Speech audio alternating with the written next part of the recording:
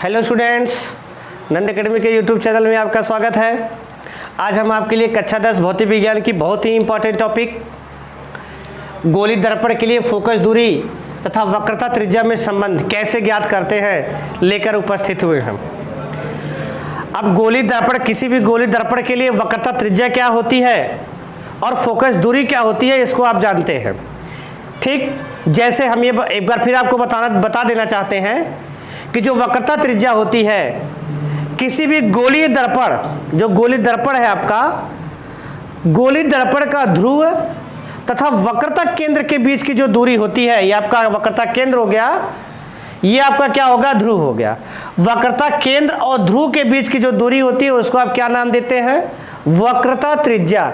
इसी का एक फॉर्मेट आप और जानते हैं, एक तरीके से आप और जानते हैं इसको, वो आपका क्या है कि गोलीय पारदर्शी माध्यम हमारा या गोली दर्पण हमारा जिस पारदर्शी माध्यम से बना होता है, जिस गोलीय पारदर्शी माध्यम से बना होता है, उसकी त्रिज्या को हम क्या कहते हैं, वक्रता त्रिज्या। ठीक, नजर डालते हैं मुख्य फोकस या फोकस दूरी पे। फोकस दूरी आपका क्या था, मुख्य फोकस तथा दर्पण के ध्रुव के बीच की दूरी जो होती है वो आपकी क्या होती है, फोकस दूरी। तो आज आपका जो टॉपिक है वो है कि किसी भी गोलीय दर्पण के लिए जो वक्रता त्रिज्या होती है और मुख्य फोकस होता है, उनके बीच में संबंध क्या होता है।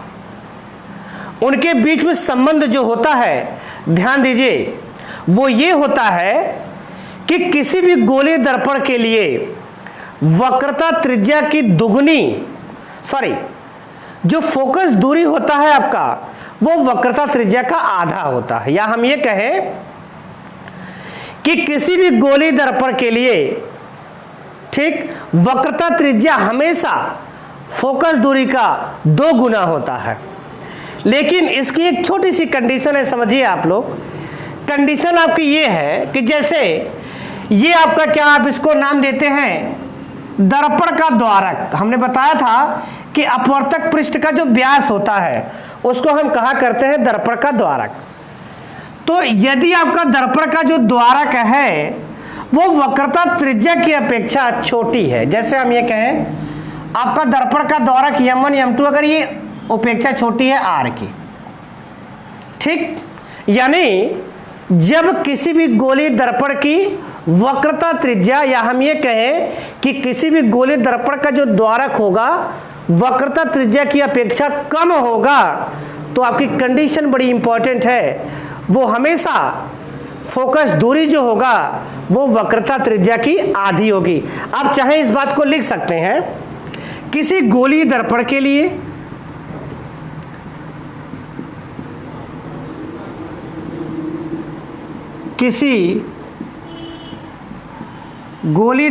लिए यदि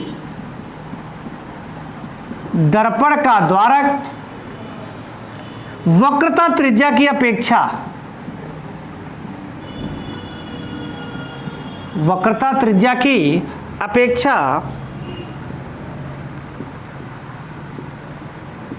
बहुत छोटा है, तब फोकस दूरी वक्रता त्रिज्या की आधी होती है। वक्रता त्रिज्या की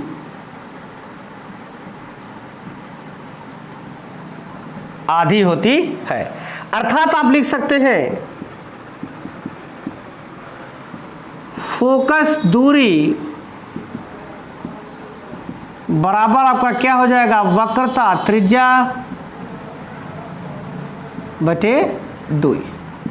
ये आपका क्या हो जाएगा, फोकस दूरी बराबर वक्रता त्रिज्या बटे 2। इसको आप और कह सकते हैं F = R/2। ये कंडीशन होती है आपकी कि किसी भी गोली दर्पण के लिए जो फोकस दूरी होती है वो हमेशा वक्रता त्रिज्या की आधी होती है। अब ये जो वक्रता त्रिज्या की अगर ये फोकस दूरी आधी होती है तो गोली दर्पण में आपका अवतल दर्पण होता है और उत्तल दर्पण होता है।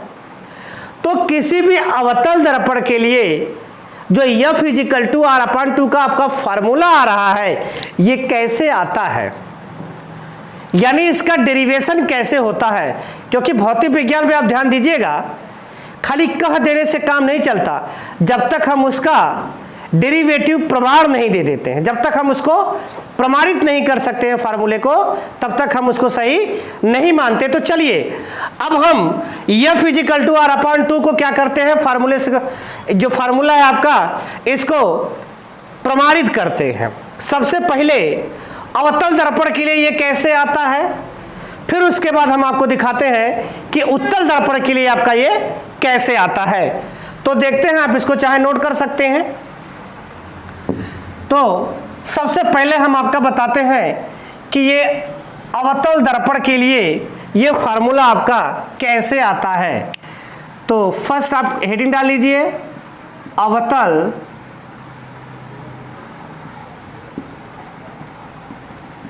दर्पण के लिए। चलिए, हमने यहां अवतल दर्पण बना रखा है आपका पहले से ही, आप देख पा रहे हैं अवतल दर्पण है आपका, उसका ध्रुव है, मुख्य फोकस और वक्रता केंद्र है। यहां से लेके यहां तक की जो दूरी होगी आपकी, इसको आप क्या कहेंगे, स्मॉल r, और यहां से लेके यहां तक की जो दूरी होगी आप क्या कहेंगे, स्मॉल f। यानी ध्रुव और फोकस के बीच की दूरी f और ध्रुव और वक्रता त्रिज्या की वक्रता केंद्र के बीच की दूरी r। चलिए इस चीज को जरा लिख लेते हैं कि माना एक अवतल दर्पण है,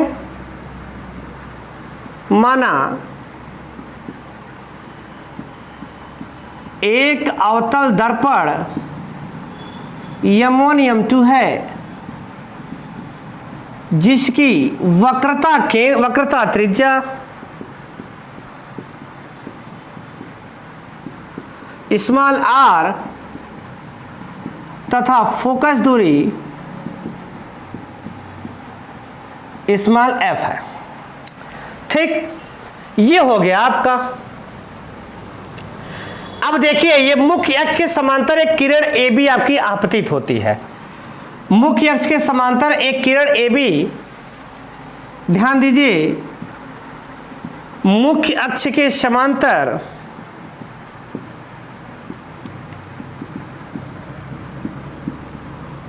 एक किरण AB आपतित होती है, आपतित होती है, जो कि परावर्तन के पश्चात मुख्य फोकस से होकर जाती है, मुख्य फोकस से होकर जाती है। आप नियम जानते हैं कि गोलीय दर्पण द्वारा जब प्रतिबिंब बनने का नियम आपको पढ़ाया जा रहा था, तो उसमें बताया गया था कि जब प्रकाश किरण हमारी मुख्य अक्ष के समांतर आपतित होती है, ये आपका मुख्य अक्ष है, जब इसके समांतर आपतित होती है तो परावर्तन के पश्चात मुख्य फोकस से होकर जाती है। वहीं आपको एक चीज और बताई गई थी कि अगर दर्पण के किसी भी बिंदु से हम अभिलंब खींचते हैं, ये आपका पॉइंट टीपी है, यहां से हमने एक अभिलंब ड्रॉ करा, डॉटेड लाइन में आप देख पा रहे हैं। जो अभिलंब खींचते हैं वो हमेशा कहां से जाती है, वक्रता केंद्र से। लिख लेते हैं उस बात को, आपतन बिंदु से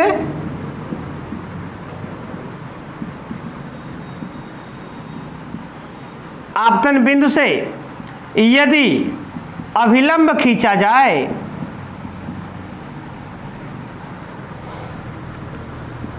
यदि अभिलंब खींचा जाए तो वह वक्रता केंद्र से होकर जाती है, वक्रता केंद्र से होकर जाती है। चलिए तब देखिए अब क्या क्या हो सकता है। ध्यान दीजिए, आपने सबसे पहले क्या करा, अवतल दर्पण लिया, एक किरण AB आपकी क्या हुई, आपतित हुई मुख्य अक्ष के समांतर, परावर्तन के पश्चात ये फोकस से होकर गई। दूसरी चीज आपने क्या करा, देखिए आपतन बिंदु से आपने एक अविलंब ड्रॉ करा जो कि वक्रता केंद्र से होकर गई। अगर आप ध्यान देंगे तो ये जो एंगल आपका ए बी सी होगा, एंगल ए बी सी यानी कोण जो बनाएगा ए बी सी, ये आपका आपतन कोण होगा। इसको आप क्या नाम देंगे? आपतन कोण। और ये वाला जो होगा आपका, ये आपका क्या होगा? परावर्तन कोण। और हम जानते हैं कि आपतन कोण सदैव परावर्तन कोण के बराबर होता है। तब आप लिख सकते हैं कि एंगल ए बी सी आपका इक्वल किसके होगा? ए बी सी आपका बराबर होगा सी बी एफ के। लिख सकते हैं आप, कोण क्या हो जाएगा? सी बी एफ के। दूसरी चीज ये देखेंगे, समीकरण 1 मान लीजिए इसको। दूसरी चीज आप देखिए इसी में, ये आपकी एक लाइन है ए बी, दूसरी लाइन आपकी मुख्य, दोनों एक दूसरे के समांतर है। ध्यान दीजिए, दोनों एक दूसरे के समांतर है और बीसी एक तिर्यक रेखा। ध्यान दीजिएगा इस बात को, ये वाली चीज। यहां आपका ये वाला कोण इस वाले कोण के क्या है? बराबर है। ये वाला कोण आपका इस वाले कोण के बराबर है। सर इसको नाम क्या देते हैं? एकांतर कोण। तो हम कह सकते हैं कि कोण ए बी सी आपका जो है बराबर है सी बी एफ के। तो एक चीज और हो सकता है कि ए बी सी आपका बराबर है बी सी एफ के। यानी यहां पे लिख सकते हैं आप, एंगल ए बी सी आपका बराबर होगा किसके? एंगल बी सी एफ के। समीकरण नंबर 2 देख पा रहे हैं यहां से, ए बी सी आपका बराबर है सी बी एफ के, ए बी सी आपका बराबर है बी सी एफ के। तब यहां आप लिख सकते हैं बड़ी आसानी से देयरफॉर करके कि एंगल सी बी एफ आपका बराबर होगा एंगल बी सी एफ के। यानी ये वाला जो आपका कोण है इस वाले कोण के क्या हो जाएगा? बराबर। इस त्रिभुज को जरा बाहर निकाले, सी बी एफ को। हम सी बी एफ को बाहर निकाल के आपको दिखाना चाहते हैं। ये आपका क्या हो गया? इस टाइप से आप देखेंगे, ये आपका सी हो गया, ये बी हो गया, क्या हो गया? एफ, सॉरी ये आपका एफ हो गया, ये क्या हो गया? बी। आप देख पा रहे हैं कि ये वाला कोण इस वाले कोण के बराबर। जब दोनों कोण आपस में बराबर तो संगत भुजाएं भी आपस में, सॉरी सम्मुख भुजाएं भी आपस में बराबर। यानी इसके सामने वाली भुजा ये, इसके सामने वाली भुजा भी आपस में क्या होगी? बराबर होगी। तो लिख सकते हैं आप, अर्थात आप लिख सकते हैं सी एफ आपका इक्वल है किसके? सी एफ इक्वल है आपका वी एफ के। बात क्लियर सर? चलिए बात क्लियर। समीकरण नंबर हम मान लेते हैं इसको 3। अब यहां से एक पॉइंट आपको सोचना है। सोचिए, हमने बताया था कि मान लीजिए कि आपका दर्पण का द्वारक बहुत छोटा है। फार्मूला छोटे के लिए आता है। ये दर्पण का द्वारक आपका बहुत छोटा है, तो ध्यान दीजिए होगा क्या। जैसे हमने आपका ये मुख्य अक्ष बनाया, एक दर्पण आपका ये बना, ये आपका P है, यहां किरण आपकी गई, ये B हो गया। ये आपका दर्पण का द्वारक है। हम और छोटा कर दिए ऐसे, आप देख पा रहे हैं कि B जो है P के थोड़ा करीब आ गया। हम और छोटा कर दिए, देख पा रहे हैं B P के और करीब हो गया। अगर हम बहुत छोटा कर दिए, या मान लीजिए कि दर्पण का द्वारक आपका बहुत छोटा है, तो आप कह सकते हैं कि B जो होगा वो P के कहां होगा? अत्यंत निकट होगा। लिख सकते हैं इस बात को, यदि दर्पण का द्वारक अत्यंत छोटा हो, तब क्या हो सकता है? तब बिंदु B जो होगा आपका P के बहुत निकट होगा।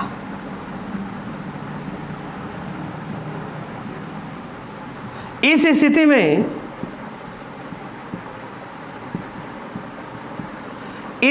में आप कह सकते हैं कि जो आपका BF होगा ये आपका बराबर हो जाएगा PF के। यानी ये पॉइंट जब आपका आगे B पे चला आएगा तो आप BF और FP दोनों कह सकते हैं बराबर। ये आपका समीकरण नंबर 4 हो गया। अगर आप 3 व 4 को ध्यान दें, 3 तथा 4 से अगर आप इस बात को ध्यान दें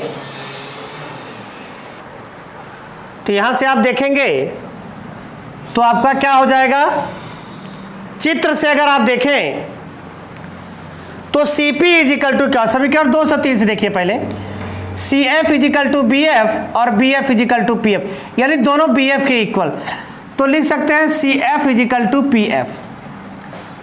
समीकरण नंबर 5, ये CF आपका इक्वल है PF के, ठीक।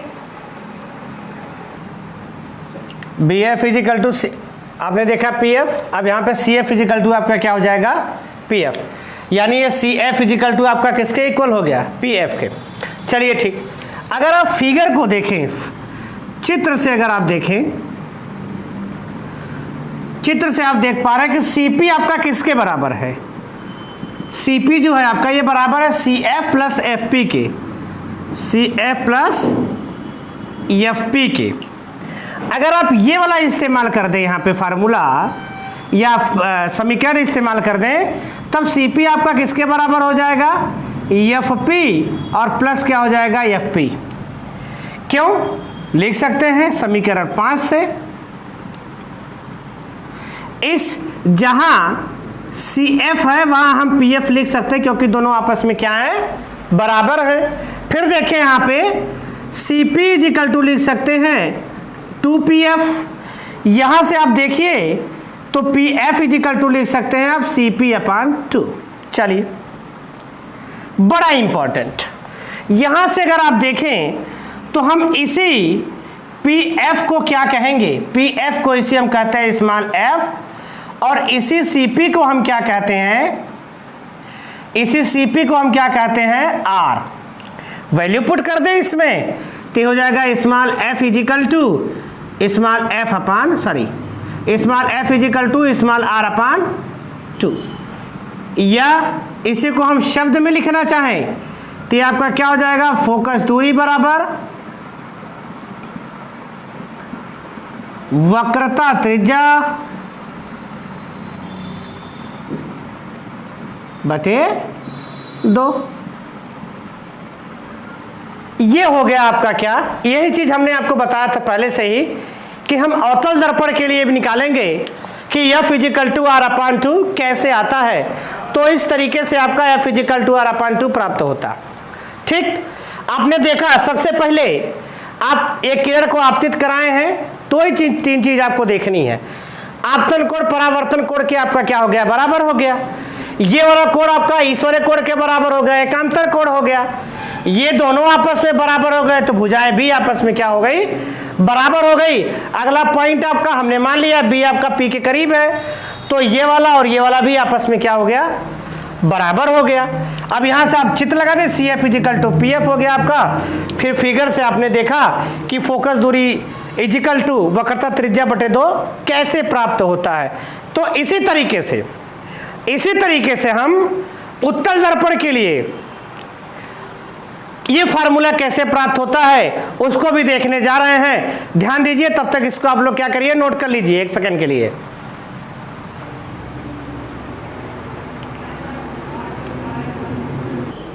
चलिए अब देखते हैं उत्तल दर्पण के लिए फोकस दूरी बराबर वक्रता त्रिज्या बटे 2 कैसे आता है।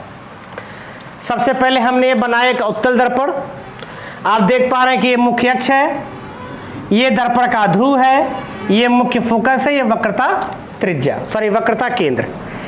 दर्पण का ध्रुव और मुख्य फोकस के बीच की दूरी आपकी क्या हो गई, फोकस दूरी।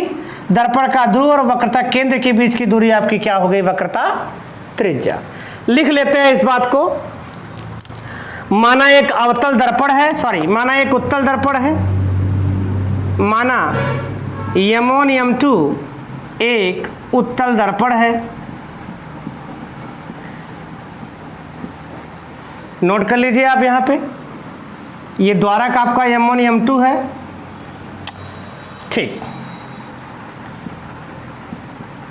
जिसकी वक्रता त्रिज्या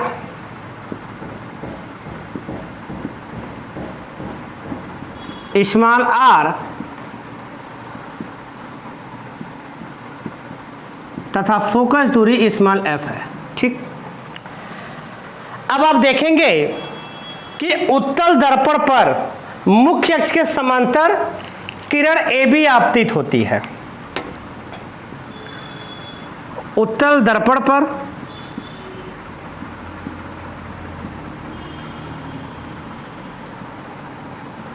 मुख्य अक्ष के समांतर किरण AB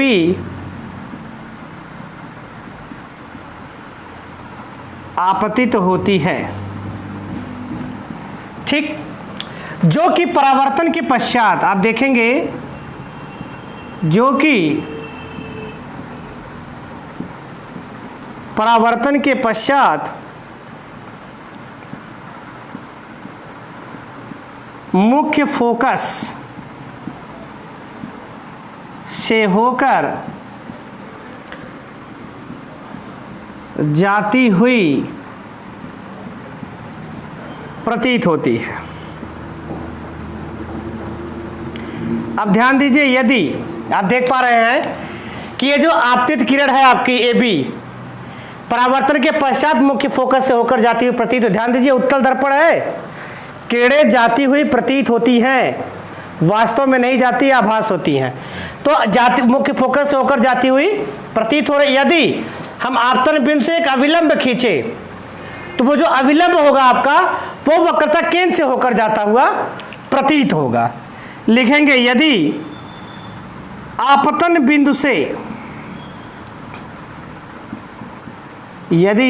बिंदु से एक अविलंब खींचा जाए,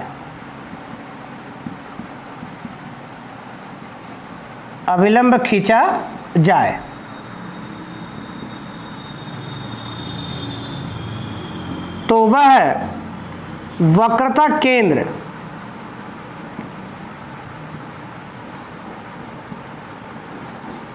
से होकर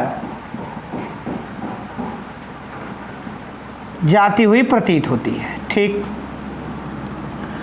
कहां से होकर जाती हुई प्रतीत होती है? वक्रता केंद्र से। चलिए अब आगे बढ़ते हैं। आप यहां देख पा रहे हैं कि ये जो आपतित बिंदु है, आपतन बिंदु आपका B है, यहां से ये आपका अविलंब है। यहां से आप देखेंगे ये आपका क्या है? आपतन कोण, और ये आपका क्या है? परावर्तन कोण। ये I है और ये आपका क्या है? R है। हम परावर्तन के नियम से जानते हैं कि आपतन कोण सदैव परावर्तन कोण के बराबर होता है। इसको आप पॉइंट D ले सकते हैं। तो आप कह सकते हैं कि ABN बराबर होगा आपका NBD के। नोट कर लेते हैं इस बात को, एंगल ABN बराबर होगा एंगल NBD के। ये आपका ABN बराबर है NBD के। जरा आप एक चीज देखिए, अगर इस लाइन को हम आगे की ओर बढ़ाएं तो आप देख पा रहे हैं कि ये दोनों एक दूसरे के समांतर हैं, और ये रेखा इसको तिर्यक काट रही है ऐसे। यहां से आप देख पा रहे हैं, तो ये वाला कोण आपका इस वाले कोण की क्या होता है? बराबर, जिसको हम नाम देते हैं संगत कोण। यानी कह सकते हैं कि आपका ABN जो बराबर होगा वो FCB के बराबर होगा। लिख सकते हैं एंगल ABN ये बराबर होगा एंगल FCB के। अब ये ABN आपका बराबर है NBD के, ABN आपका बराबर है FCB के। समीकरण 1 और 2 अगर हम लोग ले लें तो ध्यान दें, समीकरण 1 व 2 से आप क्या लिख सकते हैं कि NBD आपका बराबर होगा FC, एंगल NBD आपका बराबर होगा एंगल FCB के। इसको हम मान लेते हैं समीकरण नंबर 3। चलिए सर आगे बढ़ते हैं। अब आप देखें तो ये जो आपका NBD है, यानी ये वाला कोण आपका बराबर हो गया इसके।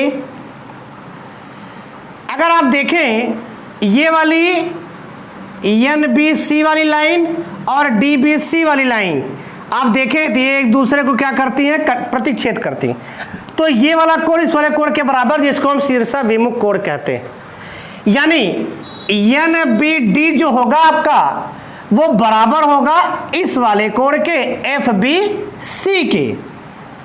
आप कह सकते हैं तथा एंगल NBD आपका बराबर है एंगल FBC के। समीकरण नंबर 4।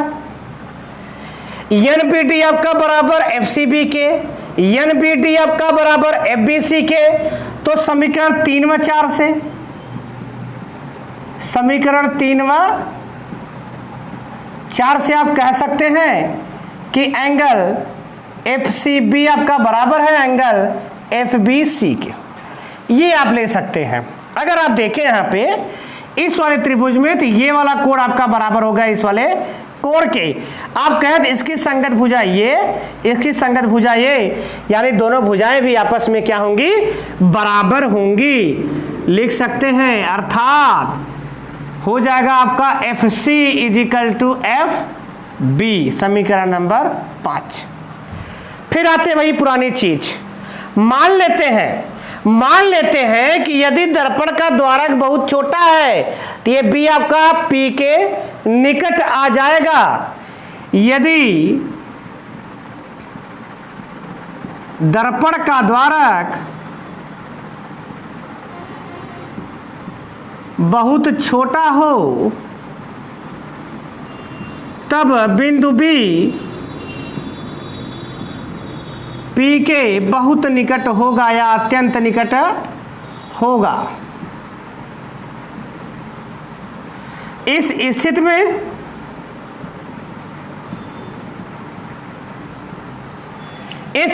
आप क्या कह सकते हैं कि आपका जो PF है ये बराबर हो जाएगा BF के। समीकरण नंबर 6। यानी FB आपका FC के बराबर और FB आपका PF के बराबर। अगर अब यहां पर हम देखें समीकरण 5 व 6 से, तब आप लिख सकते हैं कि FC आपका बराबर होगा PF के। समीकरण नंबर 7। चलिए अब आ जाते हैं चित्र से, यानी हम ये कहें कि ये वाला आपका इस वाले के बराबर FC बराबर है FP के। चित्र से अगर हम लोग गौर करें, अगर चित्र से देखें तो आपका जो CP होगा, ये जो आपका CP होगा ये बराबर होगा PF प्लस FC के। यानी PF प्लस FC, यहां आप लिख सकते हैं CP = PF प्लस PF। क्यों? समीकरण नंबर 7 से आप इस FC की जगह PF इस्तेमाल कर सकते हैं क्योंकि दोनों आपस में क्या होते हैं, बराबर। यहां से आपका CP = क्या हो जाएगा, 2PF। आपका CP इक्वल क्या आ गया, 2PF। चलिए आगे देखते हैं।